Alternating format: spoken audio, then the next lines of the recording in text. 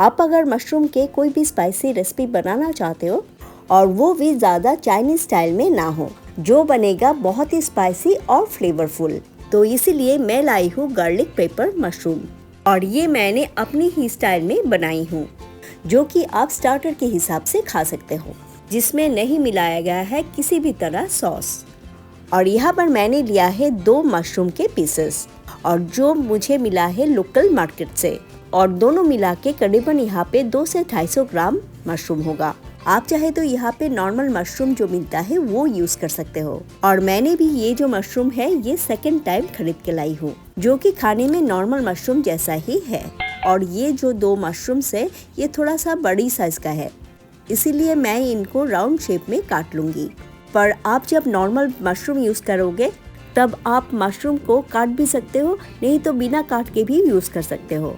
और मशरूम को जब हम मार्केट से खरीद के लाते हैं तब हम देखते हैं कि मशरूम में डर्ट लगा रहता है, तो इसीलिए हमें मशरूम को अच्छे से क्लीन करना है। पर आप अगर मशरूम में डायरेक्ट पानी डाल दोगे तो वो डर्ट नहीं जाता, तो इसीलिए हमें मशरूम को एक बोल में लेना है और उसमें डालना है थोड़ा सा मैदा। और जब आप मैदे के साथ मशरूम को मिक्स करोगे तब मशरूम का जो मॉइस्चर है वो ऑटोमेटिकली मैदे के साथ एब्जॉर्ब हो जाएगा। और मिक्स करने के बाद उसमें डालिए पानी, और फिर उसे स्पून या हाथ से अच्छे से धोने से वो डर्ट निकल जाएगा। और ये देखिए एकदम क्लीन मशरूम। और ये रेसिपी बनाने के लिए हमें चाहिए कुछ इंग्रेडिएंट्स, इसीलिए हमने लिया है थोड़ी सी कैप्सिकम, 10 से 12 लहसुन जो मैंने चॉप करके रखा है, और 3-4 लहसुन के कली जो मैं बाद में यूज करूंगी, एक प्याज जो चॉप करके रखा है, और थोड़ी सी प्याज के वेजेस, और एक टमाटर जो मैंने चॉप करके रखी हूँ।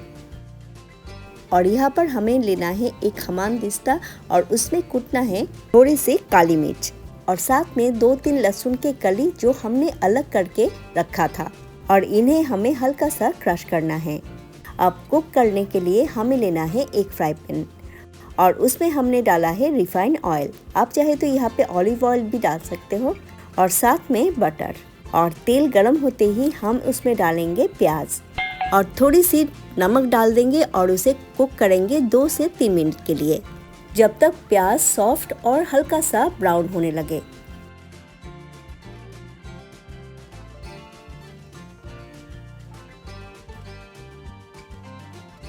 और प्याज नरम होते ही हम इसमें डालेंगे मशरूम।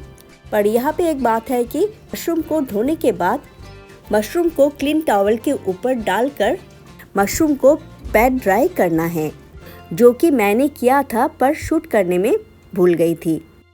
और कुछ देर बाद हमें डालना है चॉप किया हुआ लहसुन, और फिर हमें मशरूम को अच्छे से कुक करना है।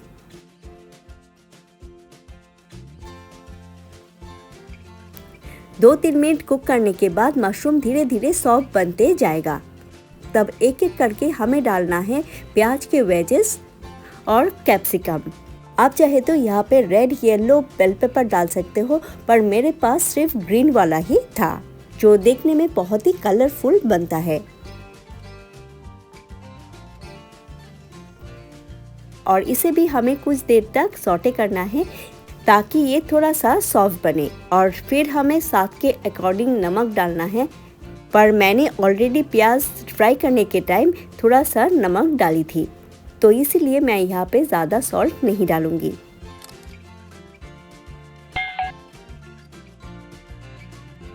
और फिर हमें डालना है ब्लैक पेपर यानी काली मिर्च, और ये आप आपके हिसाब से डाल सकते हो, यानी आप जितना भी स्पाइसी खाना चाहते हो उसके हिसाब से।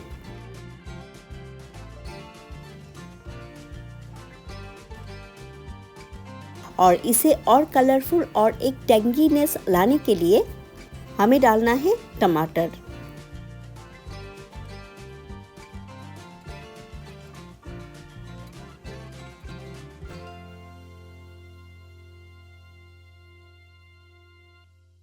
और जब सभी चीज़ें अच्छे से कुक हो जाएगा तब एंड में हमें डालना है क्रश किया हुआ पेपरकॉर्न और गार्लिक, यानी हमने जो पहले हमामदिस्ते में इन्हें क्रश करके रखे थे।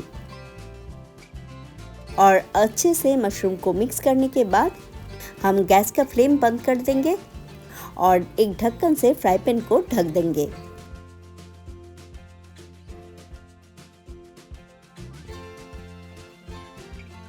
और कुछ देर बाद ढक्कन निकाल के हमें डालना है फ्रेश चॉप्ड धनिया और बनाने के बाद आप गर्मा गर्म सर्व कीजिए।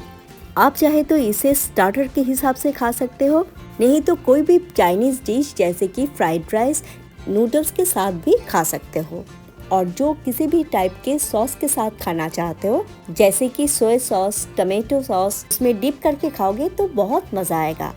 तो रेसिपी अगर अच्छा लगे तो लाइक, शेयर और कमेंट करना ना भूलिएगा। और आप जहाँ से भी मेरी वीडियो पहली बार देख रहे हो तो सब्सक्राइब ज़रूर कीजिएगा। तो मिलते हैं नेक्स्ट वीडियो में नया और एक रेसिपी के साथ।